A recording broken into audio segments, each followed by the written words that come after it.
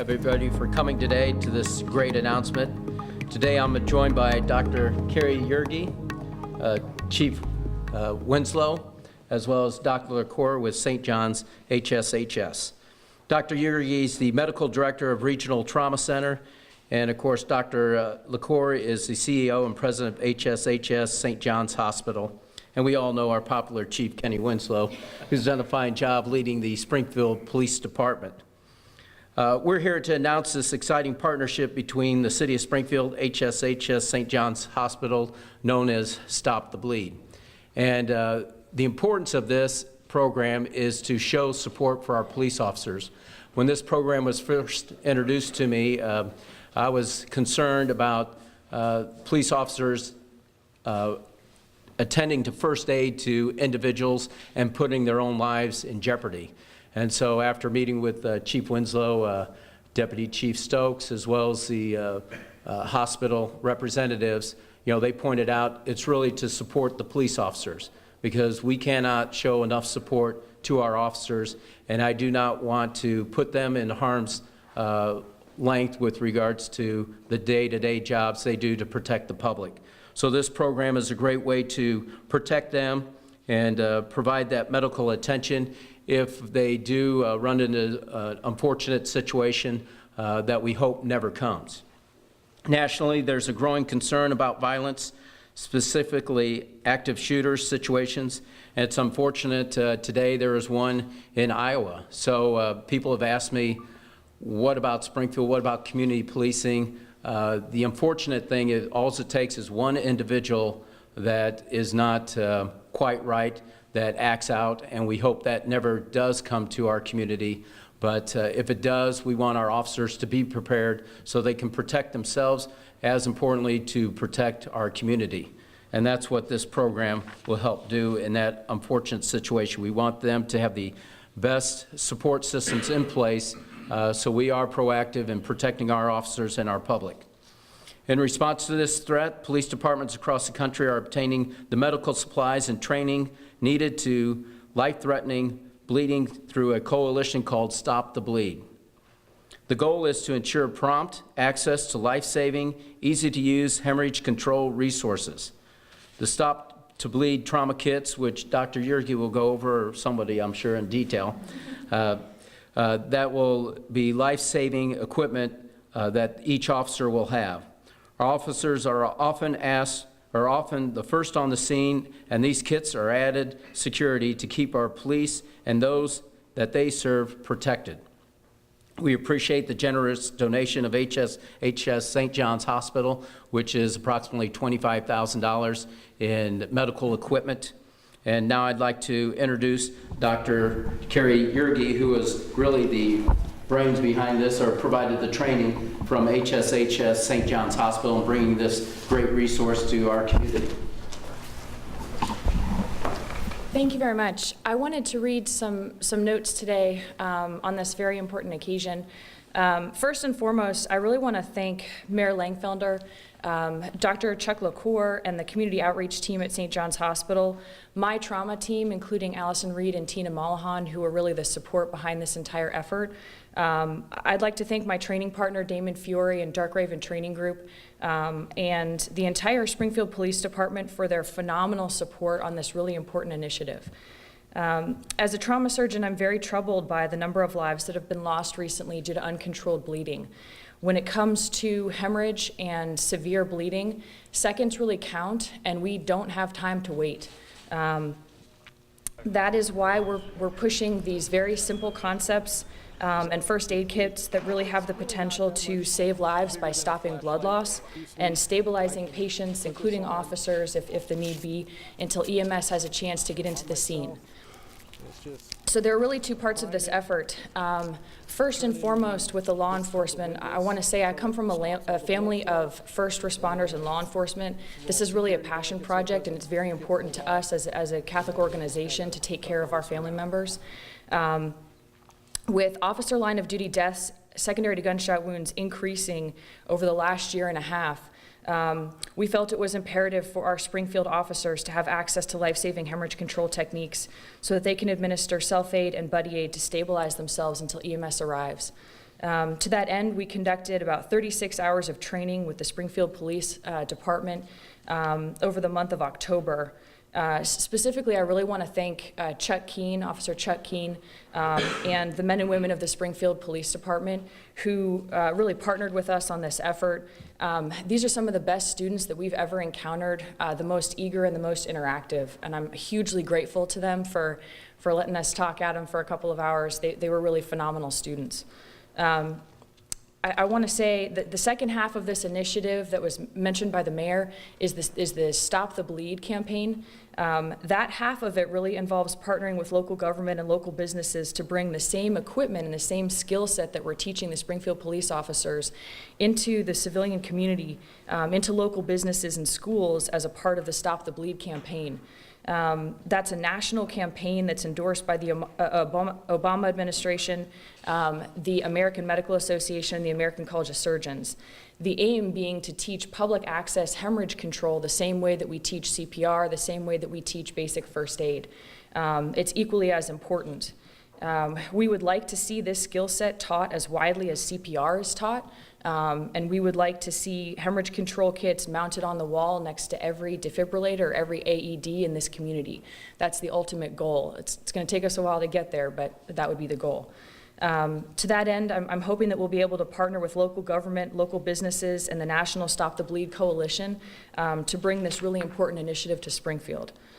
Ultimately, I think if one officer can use this skill set or these tourniquets, this combat gauze, to save themselves, their partner, or in a fortuitous event, a civilian, then this enormous team effort will have absolutely been 100% worth it.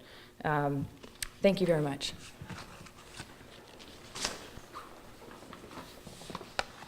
Thank you, Dr. Yergi.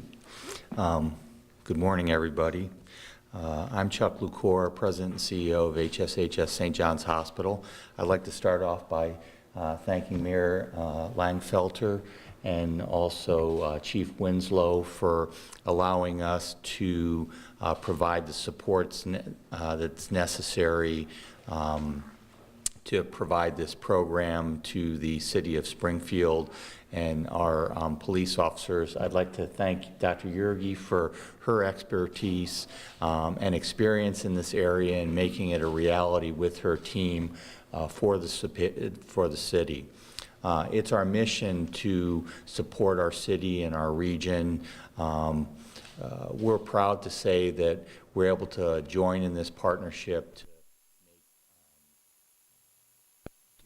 potentially more safe for our police department and other departments within the city.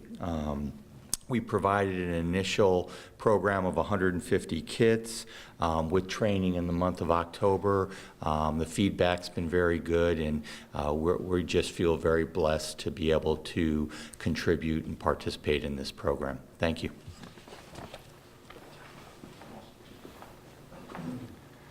Good morning. I'm Chief Winslow with the Springfield Police Department. I'd like to start off by thanking everybody who was involved in this project. Dr. Yergi has been phenomenal in this whole process. This process started several months ago with a simple conversation between Ms. Molahan and Sergeant Keene with my department, and an idea that spurred, that continued to grow and really took up steam when Dr. Yergi came to town. And with that, they provided essential training for our law enforcement officers and first responders that normally we would have had to pay for ourselves, that, to be frankly honest, we didn't have money in our budget this year to do. It's quite a bit of sum of money when you're talking $25,000 in training, equipment, and instruction.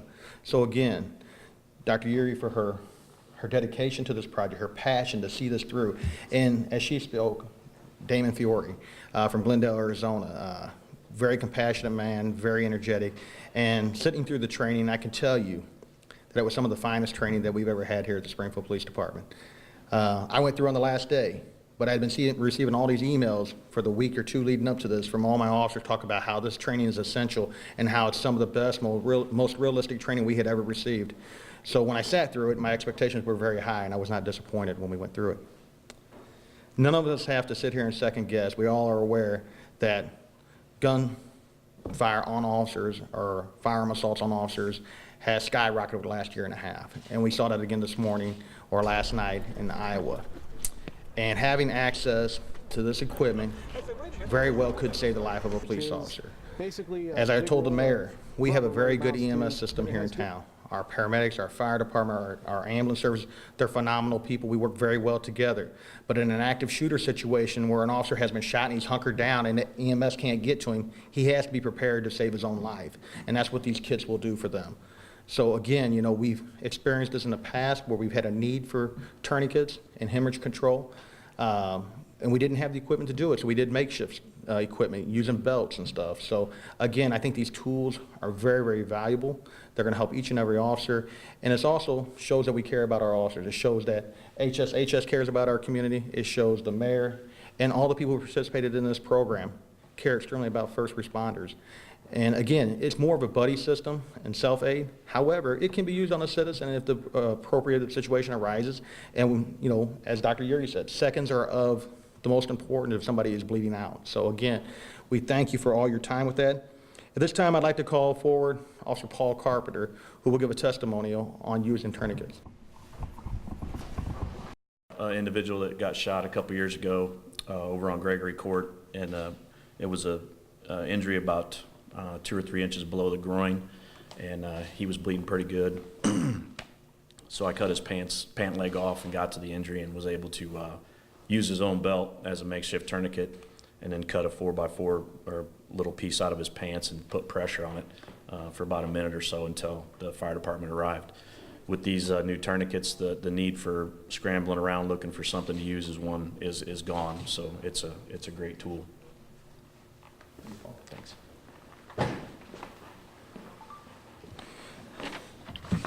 Again, we always train for the worst.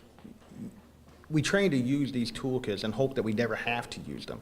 But it's a relief for all of the officers to know that we have these tools available if they're needed. So basically, again, I want to thank Dr. Yurgi, Dr. LaCour, Sergeant King, Ms. Molahan, and if I forgot somebody, I apologize. But again, this could not have been possible and would not have been possible without the help of HSHS and Dr. Yurgi. So again, and Damon's not here today, but a man who donated 3 weeks of his own time to fly in from Glendale, Arizona, to donate his own time for free instruction. That just talks about his passion and his commitment to first responders. So again, if you see this, Damon, thank you. I'd like to wrap it up just saying, you know, people talk about community policing, and we can't prepare for the worst enough. And so really what we talk about is Springfield policing. I think the chief's done a great job moving that direction. We're trying to look at better ways to serve the public, but as importantly, better ways to protect our officers. Because if our officers aren't safe, our public citizenry is not safe. So it goes hand in hand. We really appreciate the support of HSHS St. John's Hospital for this life-saving equipment. Hopefully we'll never have to use it, but in case of a dire situation, as Officer Carpenter had pointed out, they're there to help save lives. And that's what the officers do each and every day, is save people's lives, protect our public, and that's what it's all about, is showing our officers the support they need so they can provide the service that we need. So we appreciate St. John's HSHS for that support. We appreciate the chief and all the officers, what they do each and every day to protect us, and we thank you for coming. The bone. So when we use the trainers, and Officer Pletcher is going to demonstrate in this, one of the wounds right here, combat gauze is basically gauze that has a hemostatic or a blood control agent impregnated into it. And with the training, we started them out with the simulator, and then they demonstrated to Dr. Yurgi or Damon or myself that they could appropriately use the equipment. So the way the combat gauze works is it works off of the hemostatic agent that's impregnated into the gauze, but also with the application of pressure. So what Officer Pletch is doing is a technique we taught him to put the combat gauze in, fill the entire wound cavity, and then just continue to hold pressure while feeding the combat gauze into the wound track. And the importance of the packing is, again, just a real quick anatomy lesson, is where a bone is, that's usually where the artery and the vein lies, and that's where we want to control the bleeding. So traditionally we were taught way back when we were little kids about direct pressure. This is taking direct pressure to the next step. So then once he would have all this in, then it's an application of 3 to 5 minutes of direct pressure. Then hopefully, in a perfect world, EMS would be on scene by this time, or fire, or both, and they would be able to take over from this point. But if not, once Officer Pletch is comfortable that this bleeding has stopped, he would take the remainder of his material and just basically make a pressure dressing out of the remainder of the material, and then cover it up that way. Combat gauze is actually, a lot of this comes from the military, a lot of this data comes from the last 10, 12, 15 years of war, that these are demonstrated that soldiers and Marines who would be dead 20 years ago are alive and walking around today because these exact same techniques and equipment are applied in combat theaters. But yeah, this would work in an area where you could not apply a tourniquet. So using Officer Carpenter's example, if that wound would have been a little bit higher in the groin where the tourniquet's not going to go, that's where this comes into play. What we call in EMS or in medicine a junctional injury. So at the base of the neck, in the groin, in the armpit where you can't get a tourniquet to, that's where this comes into play. So it's not a tourniquet, but it's a wound, or it's a bleeding control measure.